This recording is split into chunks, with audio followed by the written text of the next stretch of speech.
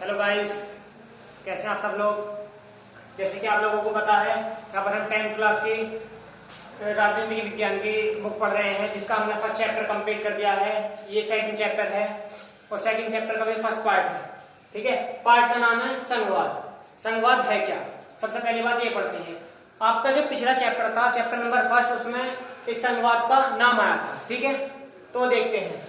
और दूसरा चैप्टर भी क्या है आपका, संघवाद है। तो वो संघवाद को बेसिकली समझते हैं। संघवाद होता क्या है? एक से ज्यादा स्तरीय सरकारें जो होती हैं, जो गठित होती हैं, वो क्या होती है, वो संघवाद के अंदर आती है। एक से ज्यादा सरकार जो गठित होती है, वो क्या होती है, वो संघवाद के अंदर आती है। तो संघवाद का मतलब क्या होगा, एक से ज्यादा सरकार बनना। ठीक है, उसके बाद में संघवाद भी दो प्रकार के होते हैं, एकात्मक शासन प्रणाली और संघीय शासन प्रणाली। ठीक है ना, तुमने पढ़ा होगा पिछले चैप्टर में श्रीलंका और बेल्जियम के बारे में। ठीक है, श्रीलंका में क्या था, वह केंद्र के हाथों में ही क्या थी, सरकार थी सारी।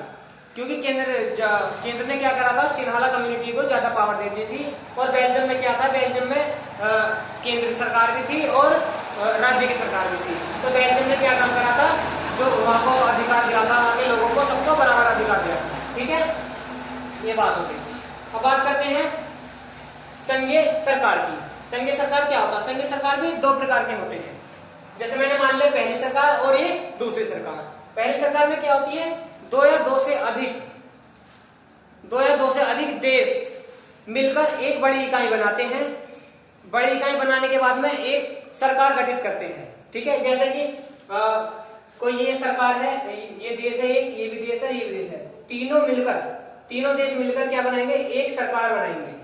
तीनों देश मिलकर क्या बनाएंगे, एक सरकार बनाएंगे, और वो संघीय सरकार में आती है। जैसे कि एग्जांपल आपको बता दूं मैं, यूएसए, कनाडा, मैक्सिको और यूएसए तीनों ने मिलकर क्या बनाया, एक सरकार बना दी है। ऐसे ऑस्ट्रेलिया और न्यूजीलैंड ने मिलकर क्या काम करा है, एक सरकार बना दी है।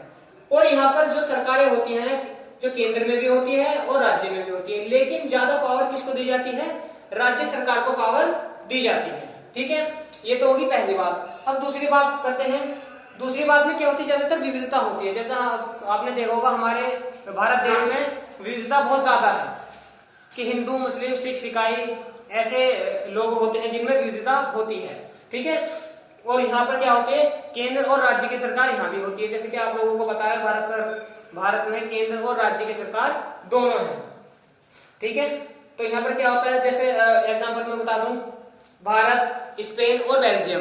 भारत, स्पेन और बेल्जियम, इन तीनों देशों में क्या है, केंद्र सरकार भी है और राज्य सरकार भी है। ठीक है, और यहाँ पर जो ज्यादा पावर दी जाती है वो केंद्र सरकार को दी जाती है। जितनी भी पावर होती है वो केंद्र सरकार के पास होती है। ठीक है, अब बात करते हैं, आप राज्य से हो और कोई केंद्र से है। ठीक है, जो केंद्र वाली सरकार है वो राज्य सरकार को, केंद्र सरकार को भी देखेगी और राज्य सरकार को भी देखेगी। ठीक है, इसका काम होता है पूरे भारत को देखना, केंद्र सरकार का। और राज्य सरकार का क्या काम होता है, केवल अपने राज्य के ही बारे में सोचना, ना कि केंद्र के बारे में। ठीक है, तो ये था हमारा फर्स्ट पार्ट, जिसका चैप्टर नंबर 2 संघवाद। इसके बारे में हमने बेसिक सी चीज जानी थी। आई होप आपको समझ में आया हो। Thanks for watching.